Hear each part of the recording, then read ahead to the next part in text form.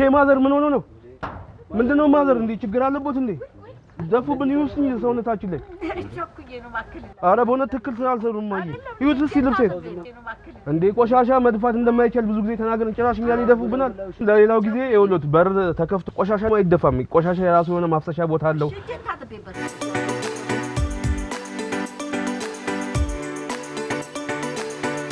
በጽዳት ዙሪያ ላይ ከግንዛቤ አንፃር ከብረሰባን ተሳትፎ አንፃር በዋናነት የመጀመሪያ ካስተሳሰብ ነው የሚጀምረው ማለት ነው ያው እኛ የመጨረሻ እንትናችን የሚሆነው አላማችን የሚሆነው የመጀመሪያው ተመራጭ የሚሆነው ቆሻሻ እንዳይመነጭ ማድረግ ነው የመጀመሪያ ቆሻሻ እንዳይመነጭ ማድረግ ነው ቆሻሻ አሁን ባለንበት ደረጃ እንዳይመነጭ ማድረግ አንችልም መመንጨቱ ባንድም ይሁን በሌላ መመንጨቱ አይቀርም ስለዚህ ይመነጫል ማለት ስለዚህ መቀነስ ነው እንዳይመነጭ መቀነስ ነው ማለት ያው ክፍለ ከተማው ብቻ ሳይሆን ከተማ ማስተዳደሩ በጣም በልዩ ትኩረት አሁን የጽዳትና ውበት ከመቼውም ጊዜ በላይ ከፍተኛ የሆነ ትኩረት ያገኘበት ጊዜ ብንል አሁን ነው ማለት ነው ያው ስሟ አዲስ አበባ ነው ከተማችን ስለዚህ አላማችንም ከተማው እንደ ስሟ ውብ ጽዱ የማረግ አላማ እስከሆነ ድረስ ስለዚህ ይሄ ከግንዛቤ ይጀምራል ማለት ነው ማህበረሰቡ ስለ ጽዳት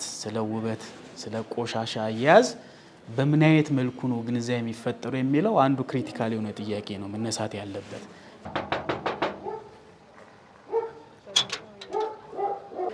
ለነሽ ቆሻሻ ተለያላችሁ አይደለ ቆሻሻ ተለያላችሁ አይደለ ስንት አይነት መዳበሪያ ነው የምታስቀምጡ ቆሻሻ ለይታችሁ እንደምታስቀምጡ አንዱ ግንዛቤ የምንፈጥርበት መንገድ ቤት ለቤት ግንዛቤ መፍጠር ነው ቤት ለቤት የግንዛቤ መፍጠሪያ መንገዶች አንዱ የኛ ባለሙያዎች ከክፍለ ከተማ እስከ ወረዳ በግንዛቤ ዘርፍ የተሰማሩ ባለሙያዎች አሉ ማለት ነው ስለዚህ እነዚህ ባለሙያዎች በየጊዜው ቤት ለቤት እየሄዱ ግንዛቤ ይሰጣሉ ማለት ነው ቤት ለቤት ላይ ሲሄዱ አባወራ ማወራ ያገኛል ፕላስ ደግሞ ከዛ ባሻገር ደግሞ ተቋማቶች አሉ ከብሎክ ውጪ ዘብሎክ ውስጥ ያሉ ተቋማቶች አሉ እነዚህ ተቋማቶች ትምህርት ቤቶች አሉ ክሊኒክ አሉ የንግድ ተቋማቶች አሉ ስለዚህ በጥቅሉ ቤት ለቤት እየሄደ ግንዛቤ መስጠት አንዱ ግንዛቤ የምናስጨብጥበት መንገድ ነው ማለት ነው ከዛ ባሻገር ደግሞ ሌላው በበራሪ ወረቀቶች እነዚህን ግንዛቤ የምናስጨብጥበት መንገድ ነው በፓናል ውይይት እነዚህ በጣም ተጽዕኖ የሚፈጥሩ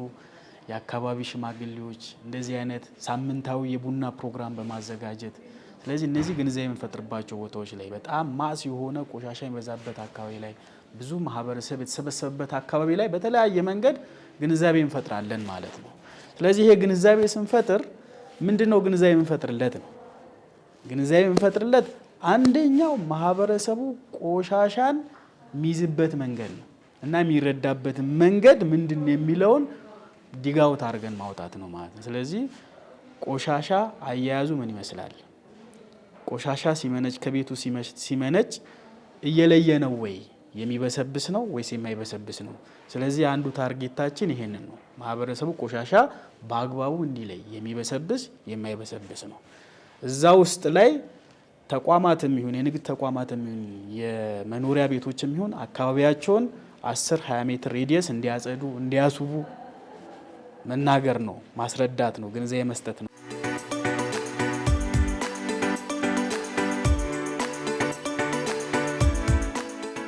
የኔ ኃላፊነት እዚህ አካባቢ ያለውን ህብረተሰብ ማስተባበርና የብሎክ ኃላፊ ነኝ ጽዳትን በተመለከተ ጽዳት በሚፈለግበት ወቅት ፕሮግራም አለ ስኬጁል በወጣው ስኬጁል መሰረት ህብረተሰቡን መቀስቀስ ነው ህብረተሰቡ ራሱ እንደ ባህል አድርጎ ስለያዘው እኛ ብዙ ምን ገፋፋበት መንገድ ብዙ የራቀ አይደለም ራሱ በሳምንት እንደ ባህል አድርጎ ይዞታል ሰው አካባቢው ማጽዳት ጀምሯል እንደምታየው በጣም ሳምንታዊ ሆነ የብሎክ ጽዳት ዘመቻ አለ ስለዚህ እዛ ጽዳት ዘመቻ ላይ በርካታ ሰው መሳተፍ ጀምሯል እንደ ክፍለ ከተማችን ብቻ ባለፈው 6 ወራት ላይ በዚህ ሳምንታዊ ጽዳት ዘመቻ ላይ ከ34000 ማህበረሰብ በላይ ተሳትፏል ማለት ይሄ ቀላል ነገር አይደለም ስለዚህ ማህበረሰቡ በዚህ ዘንድ ላይ ከፍተኛ ለውጥ ነው ሞዴል ብሎኮች መፈጠር ተጀምሯል ሞዴል አባወራዎች መፍጠር ጀምሯል እዛ ውስጥ ያለው አባወራ ቆሻሻን እየለየ መጥቷል የሚበሰብስ ማይበሰብስ ብሎ እየለየ መጥቷል ቆሻሻ ተለይቶ ነው የሚቀመጠው አይደለ ሃይላንድ በብቻ የሚበሰብስ በብቻ የማይበሰብስ ብርጭቆ ሰበርባሪ እንደገና ደግሞ በየሳምንቱ ቅዳሜ ጽዳት እንድትወጡ ያው ነግረናል። ያው ግንዛቤው አላችሁ።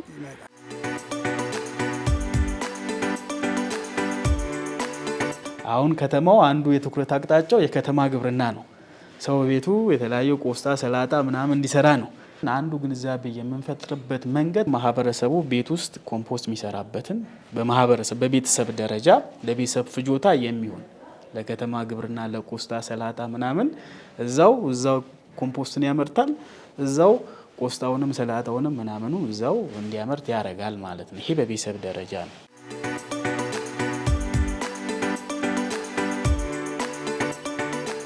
ኮምፖስትን ተጠቅመዋል አይደል? ባለፈው የሰራ ነው። እንደገና አዲስ ጀመረ። ኦኬ ጥልቀት አለው። ቆፍረው ላይ ማለት ነው። እና ሽታም አለው። እየደረሰ ነው። ምን ነበር የተጠቀሙት ጋሼ? መጀመሪያ አፈር፣ ሳር፣ እሺ፣ ሽንኩርት ቆራርጬው፣ ከዛ በኋላ የቤት እንደዚህ የሚጠቀሙበት የአትክልት ልጣጭ በሳምንት 2 ቀን ይመጣሉ ቆሻሻ አንሺዎች። ብዙም ጊዜ ለነሱ አልሰጥም።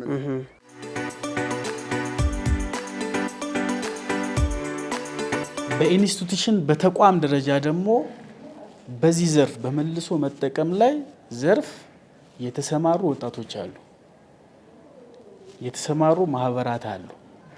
እነዚህ ማህበራት ከዛ ከቤት የሚበሰብስ የማይበሰብስ ለምሳሌ ፕላስቲክ፣ ሌሎች ሃይላንድ፣ ሌሎች እነዚህ ነገሮችን መልሰው የሚጠቀሙ ያደራጀናቸው ወጣቶች አሉ ማለት ነው። 2 ዘርፍ ነው ያሉት። አንደኛው በኮምፖስት ምርት የተደራጁ ማህበራቶች አሉ። ሁለተኛው ደግሞ በፕላስቲክ መልሶ መጠቀም ላይ የተደራጁ፣ ከዛ ባሻገርም ደግሞ በካርቶን ምርት ፕላስ በዚህ በጌጣጌጥ፣ ስለዚህ በዚህ ዘርፍ የተደራጁ ወጣቶች አሉ። እነዚህ ወጣቶች አንዳንዱ መሬት ላይ ወርደን የምናያቸው ይኖራሉ። መሬት ላይ ወርደን በጣም ከጎዳና ተዳዳሪነት አንስተው ዛሬ ሚሊዮኔር የሆኑ ወጣቶች አሉ እኛ ክፍለ ከተማ ላይ ማለት ነው።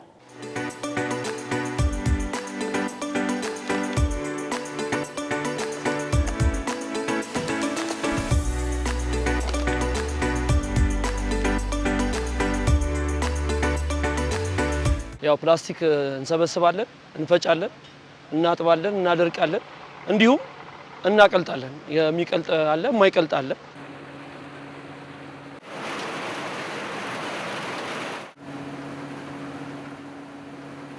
እንዲሁ ባለበት ኮንዲሽን የሚሸጥ አለ።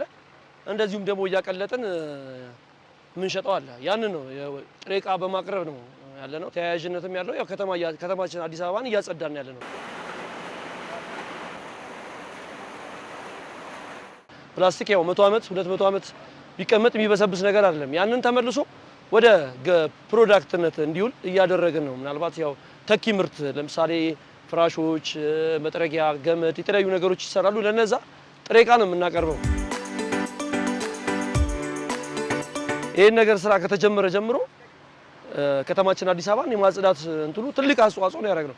ኢቭን ይሄ ነገር ባይጸዳ ለምሳሌ ውሃ ትቦ ውስጥ ውሃ ፍሳሽ ትቦ ይዘጋል። ያ መዝጋቱ በቀጥታ ወደ አስፋልት ነው የሚመጣው። አስፋልቱ ላይ ደግሞ የመቦርቦር የማበላሸት ምናምን ውሃ ወደዛ ሲመጣ ያ ማበላሸት ነገር አለ። ያንንም ራሱ ማዳን ነው። ስንነሳ 5 ሆነን ነበር የተነሳ ነው። 1,000 ብር አዋጣን ነበር የተነሳ ነው ስንነሳ ማለት ነው። ግን ያው የመንግስት ድጋፍ ነበረው። ያኔ እርስ በርስ በመያያዝ የምትበደረው ብድር አለ። ያንን እየተበደርን እየመለስን በመለስን ቁጥር ያው ከፍ ያለ ብድር ነው የምናገኘው። እንደዛ እየተበደርን ነው። አሁን ራሳችንን እንችላለን። ኦልሞስት ብድርም የለብን። ከ10 ሚሊዮን ብር በላይ ነው እዚህ ጋር አሁን ካፒታል ከነማሽኑ እጃችን ላይም ካለው ብር አኳያ ከ10 ሚሊዮን ብር በላይ ነው የደረሰው።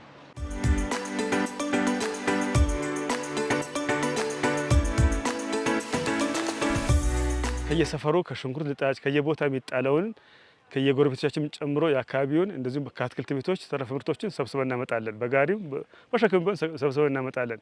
ለአፍንጫ ይሰነፍጣል፣ ይገማል፣ ይገለማል። አውቶ ጥሎታል። እንግዲህ እኛ አውቶ የሚጥለውን ደግሞ እኛ ጋዛ ብር ነው።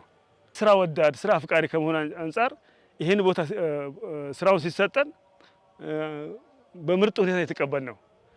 መጀመሪያ ስንገባ ምናልባት ገባ ላይኖር ይችላል፣ ቦታ ላይኖር ይችላል የሚል ስጋት ነበረ።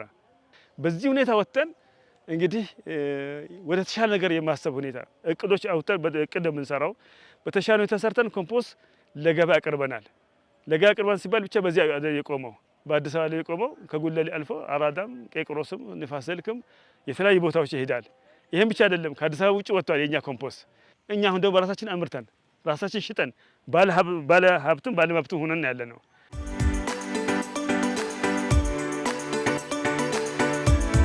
በኮምፖስት ምርት የተደራጁ ማህበራት ሌላ የገበያ ትስስር ደግሞ አላቸው። ይሄ የገበያ ትስስር ምን መሰለ? አሁን ከተማ አስተዳድሩ አረንጓዴ ማድረግ ውብ ማድረግ ነው አይደል? ስለዚህ እነዚህ በውበትና አረንጓዴ ደግሞ የተደራጁ ማህበራቶች አሉ። ለውበትና አረንጓዴ ደግሞ ለተደራጁ ማህበራት የገበያ ትስስር ይፈጠርላል። ስለዚህ በዚህ ሂደት ቆሻሻ ይመነጫል። ከመነጨ በአግባቡ ከያዝከው ከለይኸው፣ ያን የለይኸው ደግሞ ወደ ሀብትነት ከቀየርከው ህይወት ይቀይራል ማለት ነው። የግንዛቤን የህብረተሰብ ተሳትፎ ስራ እንዳለ ሆኖ የነዚህ የመጨረሻ ግቡ ምንድን ነው? የመጨረሻ ግቡ የግንዛቤውንም የህብረተሰብ ተሳትፎንም ስራ የመጨረሻ የደረቅ ቆሻሻ አያያዙም አወጋገዱም የመጨረሻ ግቡ ምንድን ነው? ንጹህ አካባቢ ማየት ነው። ንጹህ አካባቢ በየቦታው መፍጠር ነው። ንጹህ ተቋም በየቦታው መፍጠር ነው። እያንዳንዱ ህብረተሰብ እኮ ጤናማ ሆኖ ሲገኝ ጥሩ ማሰብ ይችላል። ጥሩ ባሰበ ቁጥር ለራሱም ለሀገርም እንትን ነው ጠቃሚ ነው። ጤናማ የሚሆነው ጽዱ ሲሆን ነው። ተነቃቅቶ እኮ ወጣ ብሎ የሚገባው አንድ ሰው ጽዱ ሲሆን ነው። እና የመጀመሪያ እንትን ስራ ጽዱ ሆኖ መገኘት ነው። የሚያስደንቀው እኮ ቆሻሻ ድሮ ቆሻሻ ተብሎ ነው የሚጣለው። በቆሻሻነቱ ሰው እየተጠየፈው ነው የሚሸሸው። ህብረተሰቡ እዚህ ነበረ ሽንት ቤት መጸዳጃው ጫካ ውስጥ ማለት ነው። አሁን ይህንን ማየት ማለት እኛ ስለምናውቀው የሚያስደንቅ ነው። ለውጡ የሚያስደንቅ ነው። አሁን ግን ቆሻሻው ራሱ የተሰብስቦ ለሌላ ነገር ስለሚውል እያንዳንዱ ያንን ቆሻሻ እንደ ዋጋ አድርጎ እንትን ብሎ ነው ተንከባክቦ የሚይዘው። ቆሻሻ በተባለ ጊዜ ለምሳሌ እነዚህ ሃይላንዶች ምኖች ተሰብስበው ነው አሁን የሚቀመጡት። እዚህ አሁን ታያላችሁ፣ አንድ ነገር ታያላችሁ፣ መንገድ ላይ አንድም ነገር የለም። ሃይላንዶች በሙሉ ተሰብስበው ስራ ላይ ነው የሚውሉት።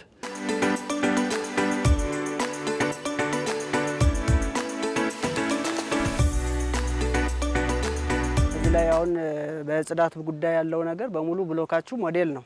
ይሄ በፊት የነበረው አኳያም ያው ስለሚያውቁት ያለውን ነገር ምንድነው አሁን ለውጥ አለ አይደለ? በጣም ለውጥ አለ። አሁን ቆሻሻ ህገወጥ ቆሻሻ አይጣልም። አሁን ለምን? በእናንተ ጥረት ማለት ነው። አካባቢያችን ስናይ አሁን ወንዝ ዳርቻዎች አሉ። እኛ ይሄን ስጡን ብለን ማስታወቂያ ለጥፈን የጠየቅነው እንኳን ወደ ወንዝ የሚጣለው አለ። አለፍ ስንል አፍንጫ የሚሰነፍጠው አየር በከለው አስፋልት ሲወጣ ምንድነው የሚያመጣው? እንደገና ደግሞ በየአቅጣጫ በየመንደሩ ቢጣል የጉንፋን የተለያዩ በሽታዎች የሚያመጣ የነበረውን ምን ያህል እንደሆነ መገመት አያዳግትም። ሁለተኛ ደግሞ መንግስት ይሄን ለማንሳት የሚወስደው ጊዜ ነበር። እኛ እንግዲህ ከአትክልት ተራም ይመጣል ከተለያዩ ቦታዎች ይህንን ብስባሽ ቆሻሻ እኛ ጋር ሲመጣ እንዲያለ የሚያምር አካባቢን በጥሩ ነገር የሚለውጥ እንግዲህ ይሄን ግብ ብታዩት አብዛኛው ከኛ ነው የሚወሰደው። እዚህ ዙሪያ ያሉት ከኛ ነው የሚወሰደው። ስለዚህ ይሄን አገር ከለወጠ ገቢ ካመጣ ገንዘብ ካወጣ ሰዎች ከተደራጁበት ጥቅም ካመጣ ለምንድን ነው ከኛ የማይማረው? በቃ እኛ እኮ ትላንትና ይሄ አልነበረም። ስንገባ አላመንበት፣ ብዙዎቹ አላመኑበት ነበር። ከገባን በኋላ ነው አገር መለወጣችን የታወቀው። የጽዳት ጉዳይ አንድ ጊዜ ሰርቻለሁ ብለህ የምታበቀው አይደለም። በየጊዜው ደጋግመ የምትሰራው ነው። ዛሬ ንጹህ ቦታ ታያለ። በደንብ ካልሰራህበት፣ አእምሮ ካልተቀየረ፣ አስተሳሰቡ ካልተቀየረ አሁን ያየኸው ስትመለስ እንዴት ቅድም ንጹህ አልነበረ እንዴት እላለህ። ዘላቂነት ያለው የአስተሳሰብ ለውጥ ያስፈልጋል ማለት ነው። ይሄ ለማምጣት ተግዳሮት የሚሆኑ ጉዳዮች አሉ። በደንብ አበክረን የምንሰራቸው ማለት ነው። አንደኛ ከኛ አንጻር በቅንጅት የሚሰሩ ተቋማቶች በቅንጅት መስራት ያስፈልጋል። ጽዳት ብቻ አንድ ሰው የሆነ ሴክተር የጽዳት አስተዳደር ብቻ ሮጦ የሚሰራው ስራ አይደለም። ውጤቱን በሱ ብቻ የምትለካውም አይደለም። በቅንጅት መስራት ያስፈልጋል። ስለዚህ ባለፈው 6 ወር ላይ እውነት ለመናገር በተለይ በዚህ አመት ላይ ከተማ አስተዳደሩ እየሰራችሁ ያለው የቅንጅታዊ አሰራሮች ከፍተኛ የሆነ ለውጦች መጥቷል። በተለያየ ጊዜ ከበላይ አካላት እየመጡ ያዩታል ይሄን እንደ ሞዴል። ከዚህ በላይ ደግሞ ከቀለበት መንገድ ጠርዝ ላይ ስለሆንን እዛ ያለው ደግሞ ራሱ አጓጊ ነው። ህፃናት በሙሉ የሚውሉት እዚህ ነው። ልክ የተዘጋጀላቸው ነው የሚመስለው እና ጥሩ ሁኔታ ነው የሚታየው። በጣም ነው ደስታ የሚሰማን እንጂ በፊት እኮ የምታየው ዝርክርክ ያለ ነገር ነው። ኢቭን የጽዳት ሰራተኞች እስከሚሰለቹ ድረስ አሁን ተጠርጎ አሁን የተለያየ ላስቲኮች ምናምን። አሁን ግን በአብዛኛው አንድም ፍሬን አታይም፣ በየቦታው ይሰበሰባል። አሁን ሰው ከተማችን እየነቃ ነው ሄደው። ለምን ከቤት ለቤት ዝም ብሎ በፊት አሁን እያወጡ ከምንም ጋር ይጥሉት ነበር። አሁን ለይተው ግን ለገበያ ለማቅረብ እየጣሩ ነውና ከተማ ከማጽዳት አቋያ እኛም ከፍተኛ አስተዋጽኦ እያደረግንና እኛም መሰሎች እንዲህ አይነት ስራ የሚሰሩ ሰዎች ከፍተኛ አስተዋጽኦ አድርገን ከተማችንን እያጸዳን እንዳለን አይነት ስሜት ነው የሚሰማና ደስተኞች ነን። ሰነፍ አንሆንም። የስራ ባህላችን ከዳበረ ከዚህ የተሻለና ከዚህ የበለጠ ስራዎች ለመስራት እንችላለን። ኮምፖስተኛ ደግሞ እቅዳችን ምንድነው? ወደ ማሽን ተቀይሮ በማሽን ተመርቶ ወደ ተሻለ ኮምፖስት እንዲሆን ነው ፍላጎታችን እና ከተማችን አትቆሽሽብንም። እኛ ያለን ከተማችን አትቆሽሽም። ቆሻሻ እኛ በተደጋጋሚ እዚህ ቤት እንመጣለን። ይሄው እንደምናየው እኛ እያስተማርን ግን ትምህርት እየወሰዱ አይደለም። ግንዛቤ እንሰጣለን። አሁን ተመልሰው የቆሻሻ መንገድ ላይ ደፉኛ ላይም ደፉብን። ይሄ ነገር ደግሞ መስተካከል አለበት ወይ? አለበለዚያ እኛ አስተምረን እምቢ የሚሉ ከሆነ ግን እርሶን ወደ መቅጣት ሂደት ነው የምንሄደው። ብዙ ጊዜ ግንዛቤ ሰጥተናል። ቆሻሻ በሶስት አይነት መንገድ እንደሚለይ የሚበሰብስ የማይበሰብስና አደገኛ ብለን እንደሚለይ አስተምረናል። እሱ ግን አሁንም ፍሳሽ እንኳን ትቦ ውስጥ እየደፉ አይደለም። ሰው ላይ እየደፉ ነው ያሉት። ልጅ አውቄ አይደለም እጄን ታጥቤ ቸኩዬ ነው። እውነት ለመናገር የኛ ማህበረሰብ በጣም የሚገርም ማህበረሰብ ነው። አንዳንዴ ስታሳየው ቶሎ ይመለሳል።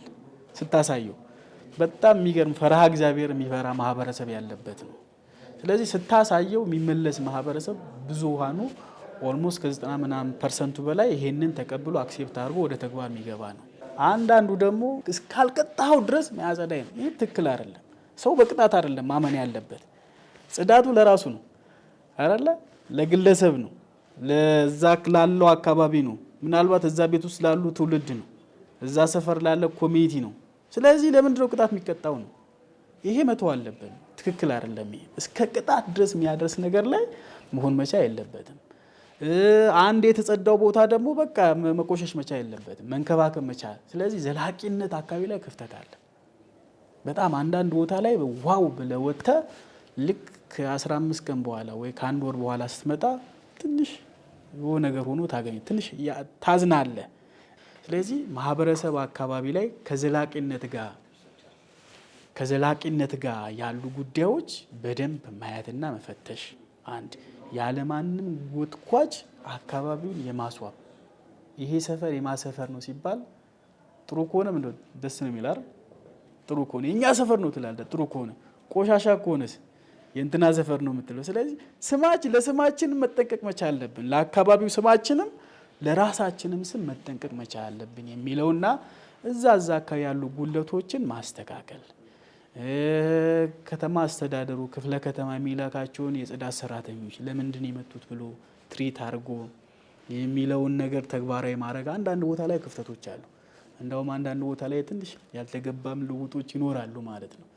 ስለዚህ ይሄን ነገር ማስወገድ ከኛ ከመንግስታዊ ቅንጅት ከመንግስት ሴክተሮች በቅንጅት የሚሰሩ ጉዳዮችን በቅንጅት ካሰፋን፣ ማህበረሰባችን ደግሞ ቅድም እንዳልኩት በዛ ደረጃ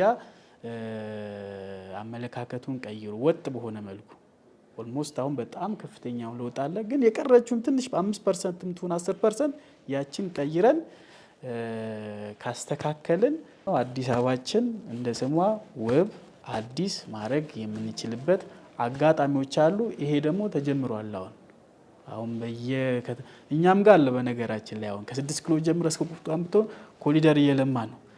ፕላስ በጣም ሸንቴሪያ የነበረ ከዚች የቀበና ወንዝ ፕሮጀክት ማንሳት ትችላለህ። ከኛ መነሻ ነው፣ ከእንጦጦ መነሻ ነው። ፕላስ የአዲስ ለአዲስ ፕሮጀክት ማንሳት ትችላለህ። ስለዚህ እነዚህ ጅማሬዎች ምንድነው የሚያሳየው? አሁን ጉለሌ ክፍለ ከተማም አዲስ አበባም የጽዳትና የውበት የትንሳኤዋ ጊዜ እንደሆነ ያሳያል።